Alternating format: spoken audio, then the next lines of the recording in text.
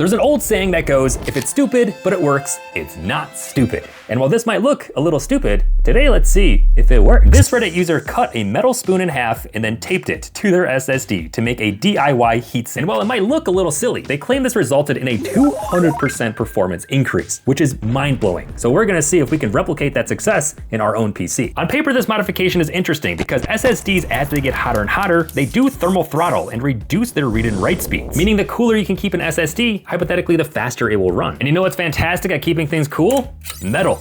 You know what's also made of metal? Spoons. I like it, let's try it out. Although the first step is to find our favorite spoon because this poster made it very clear that they used their favorite spoon in this modification. And I wanna replicate this as closely as possible. This spoon is the largest spoon I own, but this spoon is the smallest one I own. However, neither of these are my favorite because check out this one, which I found in my drawer and it spoke to me instantly. Look how cool it is. I'm gonna go find a way to cut our favorite spoon down to size. And in the meantime, let's go ahead and run a baseline benchmark of our SSD with no spoon attached to it. We will be using this 3rd gen NVMe from Inland. And I'm just gonna go ahead and remove the stickers so we don't have anything else on this SSD. Let's measure the drive temperature as well as the write speed throughout the process. All right, how's our spoon cutting coming? Okay, what's the proper way to cut a spoon in half? Can't help but feel like this spoon is not gonna enjoy this process. So that said, do any of these components I work with enjoy the process? I'd like to think so. All right, we're gonna try the shears first. All right, we made an indent, that's about it. Thankfully, I have plenty of tools at my disposal.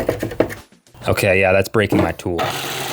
Hey, okay. Now the user did say they used thermal paste to bridge the gap between the metal spoon and the SSD. Now if we take a close look at the spoon, you can see it's not actually perfectly flat. It's a bit concave and we want as much surface area contact as possible. So I'm gonna put it on upside down. Looks pretty similar to the original Reddit poster. But the real question is, will we see a similar level of performance? With no heatsink, we topped out around 43 degrees Celsius. And with our spoon as a heatsink, we topped out at like 41, 42 degrees Celsius. Which is not much of a difference. So I think we need to bite the bullet and buy like a $400 Gen 5 NVMe to test out this spoon heatsink. On paper, Gen 5 NVMEs get significantly hotter than their Gen 3 counterparts. And for confirmation of this, all we have to do is look at this benchmark of his Gen 5 NVMe. With no heatsink, we are quickly approaching the high 70s, nearly double the temperature of our Gen 3 NVMEs. And as our temperatures climb higher and higher, our write speeds begin to decrease, a surefire sign of thermal throttling.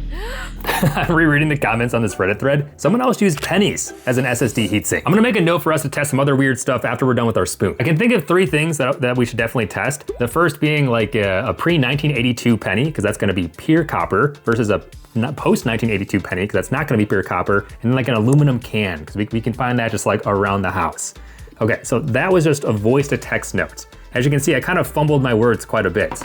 But if we take a look at the note, it's like nicely formatted and all the dates are like real numbers. This is Whisperflow, who are also kind enough to sponsor this video, and their voice to text is better than your phone's default option in pretty much every single way. For example, this is how my phone naturally voice to texted that exact same audio, and there's a pretty stark difference here. The formatting over here is non-existent. I take a ton of notes, and this tool has been particularly helpful because while I can type pretty fast, I can talk a whole lot faster. Plus, when it's late, I can just whisper and it can still figure out exactly what I'm saying. Like, check that out. That is actually crazy. Oh, is that why it's called Whisperflow? Because you could just whisper into it. It can even figure out how to spell names or brands just given the context of where you're typing, so it knows how to spell like my brand Yeaster Paste without me ever telling it how to spell it exactly. No other voice to text spells this correctly. I use this for note-taking, but also for sending emails in Gmail, for prompting with my LLMs. You can use the tool anywhere, but my favorite feature by far is the fact that I can just say B-movie script, and it will instantly populate whatever I'm typing in with the B-movie script. This is too powerful, man. You can set up all types of these custom snippets to have verbal shortcuts for things, and while like saying your email and then typing your email would be a lot more useful than the B-movie script, it's pretty cool you can do that. It is genuinely the best voice-to-text tool that I've used, so you should download Whisperflow and you can use code Mr. Yeaster for a free month of Whisperflow Pro. But okay, let's add the spoon to our Gen 5 NVMe. This time I'm also not gonna add any tape. I feel like that was kind of trapping heat inside of the plastic. Plastic does not have great thermal conductivity, so let's go ahead and reinstall our Gen 5 with a spoon. Okay, I will say the spoon is slipping off this one a little bit more. The controller on this SSD is a bit smaller, so there's just not as much surface area for this to grab onto. Okay, yeah, this is an issue. We actually might have to use tape after all. Now the tape is not covering any of the main chips. Okay, spoon SSD installed. Pressure test enabled. Is there really any way that a spoon can actually improve our PC, or did Reddit just troll us?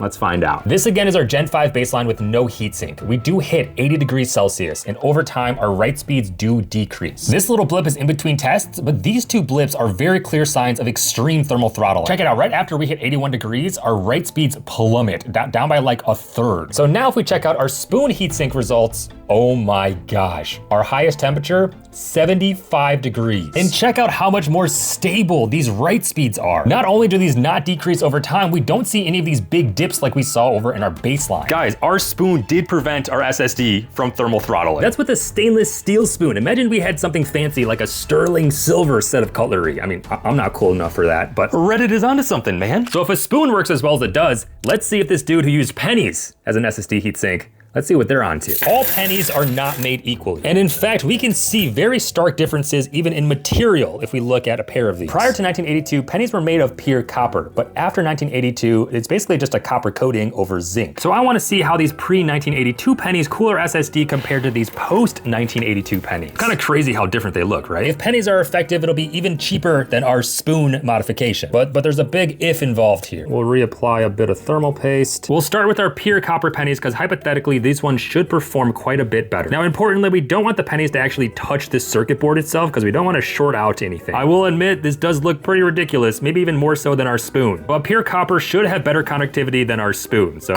yeah, let's toss this into our computer. Unlike our spoon, I feel like our pennies will actually stick without needing tape, although there is far less mass to just absorb heat compared to our spoon. All right, let's fire this up. Let's see which one performs better. And with that, let's put it under 100% load. I'm also just now realizing that the SSD heatsink that came with this motherboard, check it out. They used Comic Sans as text on like the backside of this plastic. I don't know why, but that's cracking me up right now. I don't think I've ever seen Comic Sans used on a computer part. Interesting choice for sure. This temperature is looking so much lower than our spoon already. This is crazy. Is it true that the actual answer is in the comments? Are pennies better than using a spoon as a DIY SSD heatsink? The results are in. With our spoon, we topped out at 75 degrees Celsius. But with our pennies, we topped out at 69 degrees Celsius. That's so much farther away from thermal throttling. 6 degrees? For something that costs literally 3 cents? Wait, that might be the actual hack here. Forget having to cut a spoon, just thermal paste some pennies onto your exposed SSD. Oh my gosh, I can't believe how well that worked. Now I will say, pre-1982 pennies might be hard to come by, especially given the fact that pennies are out of circulation. So let's go ahead and remove these to put on our post-1982 pennies to see how those results. These ones will certainly at least be much easier to come by. So hypothetically more realistic for like the average person to try this modification. Oh wow, they are a lot shinier. Aesthetically, the shinier ones do look quite a bit cooler. Oh, and sorry if you have OCD, let me just rearrange all the Abes in the right direction. My bad for not doing that earlier. How's that? Now they're all perfectly squared off. Okay, I'll be honest, this aesthetic is growing on me. It's kind of making me want to build an all copper PC, but let's not get ahead of ourselves. All right, let's put it under 100% load. I will say these pennies are drooping just a little bit, meaning this might be an ideal use case for thermal adhesive. It's like a glue and thermal paste combined, but you wouldn't want to put on your CPU because then it'd be hard to remove the cooler. But for these pennies,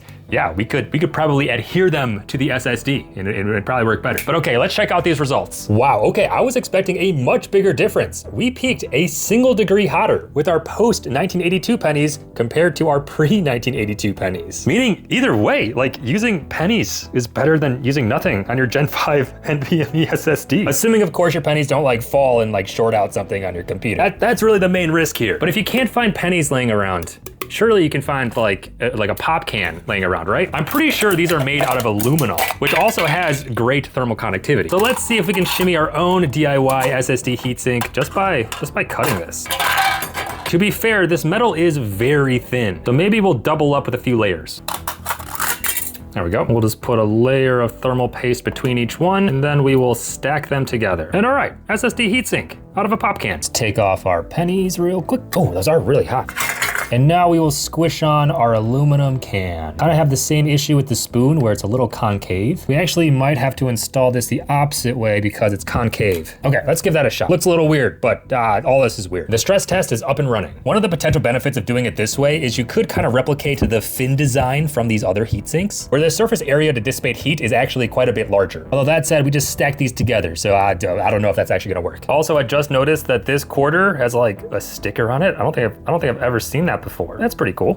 We are having a little bit of an adhesion issue, but it's not too bad, especially for this test. And okay, the results are in with our can, which you can see Honestly, it performed very similar to our post-1982 pennies, topping out around 70 degrees Celsius. But it did sustain that temperature for a bit longer than the pennies. But the can did still prevent our SSD from thermal throttling. It's actually crazy to me that Gen 5 NVMe's don't come with heat sinks. Although now we know that you can just make one yourself for like 3 cents, literally 3 cents. I'm actually surprised how well this all came together, and maybe more surprised by the fact that we did not get trolled by a Reddit post. That was like putting a spoon on your SSD is a legitimate way to keep your SSD cool. Now, is it a bit silly and ridiculous? Yes, but does it actually work?